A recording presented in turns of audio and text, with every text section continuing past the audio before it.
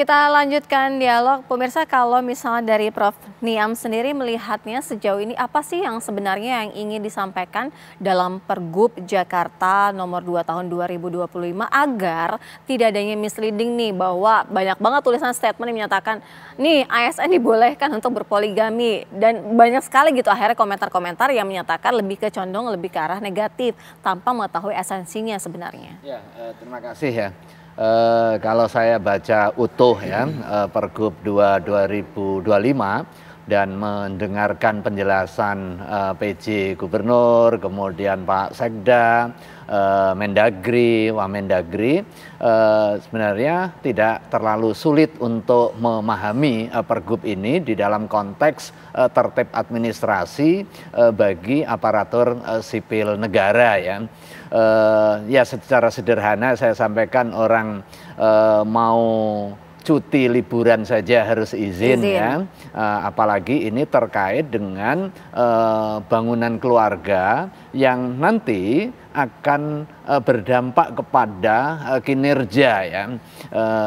Seringkali saya sampaikan keluarga itu adalah miniatur kepemimpinan, sementara ASN ini kan pengemban amanah kebijakan publik. Dia mengemban kepemimpinan publiknya. Bagaimana mungkin kepemimpinan publik ini bisa sukses, sementara dalam konteks kepemimpinan domestiknya bermasalah. Nah, ketika ada seseorang ASN mau menikah, dilapor dan izin, lebih bersifat administratif, tidak menentukan keabsahan. Ya, karena itu pasti penentuan direstui, keabsahan pasti betul disahkan, karena kan memang belum menikah. Nah, belum kalau tentu misalnya, juga, kan ada misalnya kayak di tentara, kemudian di ASN masih masa studi, kan biasanya ada syarat nih, selama studi tidak boleh menikah, misalnya kan ada itu.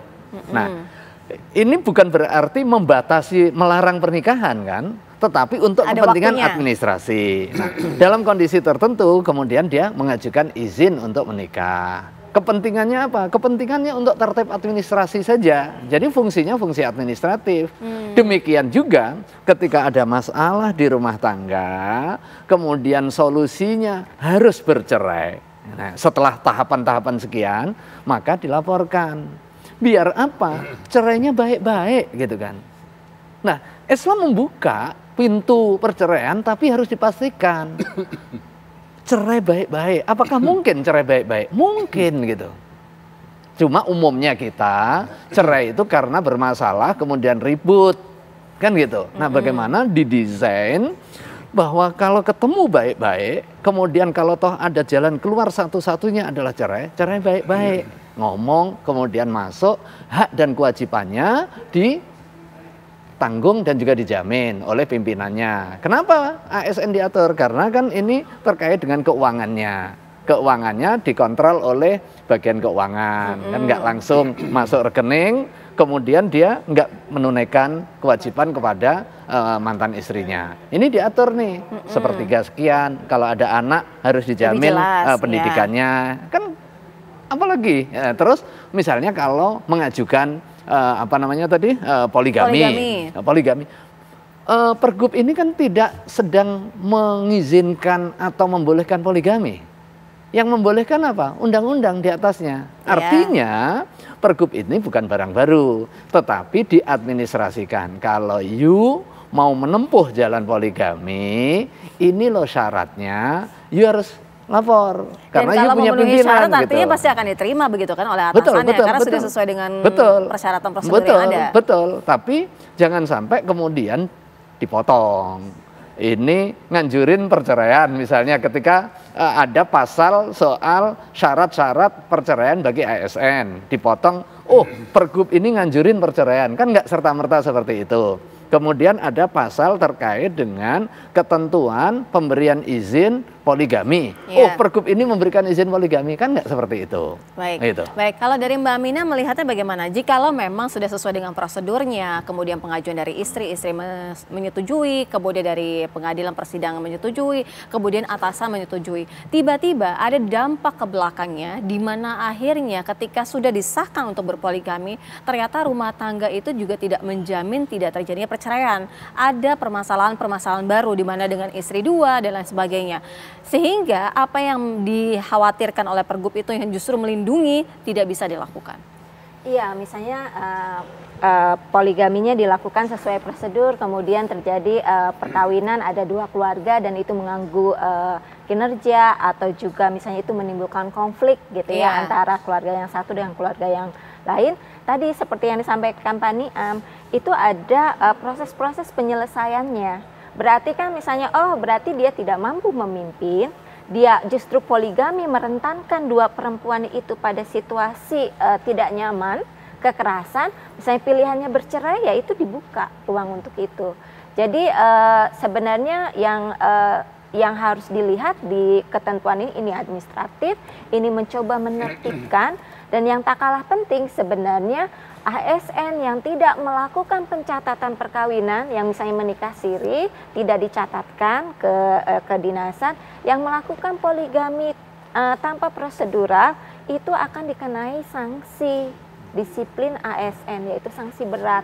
Itu juga harus diketahui. Tidak hanya untuk ASN laki-laki, tapi calon-calon istri, istri-istri ASN, bahwa ada mekanisme yang disediakan oleh negara untuk melindungi keluarga ya dari hal-hal seperti itu. Baik, kalau dari Pak Trubus melihatnya bagaimana? Karena publik juga khawatir begini, ketika kita mau menghilangkan suatu masalah, tetapi justru menambahkan masalah lain, sehingga tiba-tiba di ujung nanti justru itu masalah jadi memperkeruh begitu.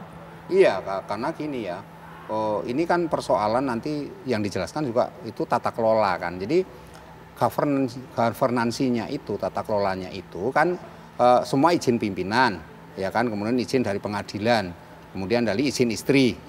Kalau izin istri itu lebih mudah lah, karena ini sekarang ini yang pihak luar, berarti pengadilan sama pimpinan.